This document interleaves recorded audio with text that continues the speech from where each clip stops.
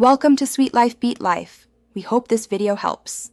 You start by assessing the damage and selecting the correct patch material: metal for structural holes, cloth for non-structural.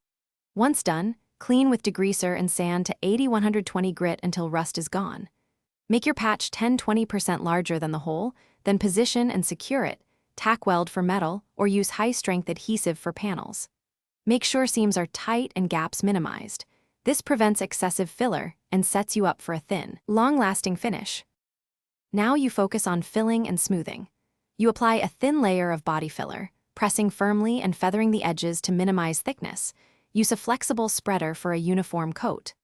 After initial cure, sand progressively. Start 80 grit to shape, move to 180 for contour, finish with 320 to feather into surrounding paint.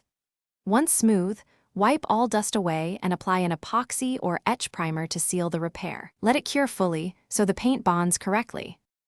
You finish by preparing the primed area. Block sand with 400-600 grit to a smooth, even surface, then use a tack cloth to remove all particles. Spray base coat in 2 to 4 thin, even passes.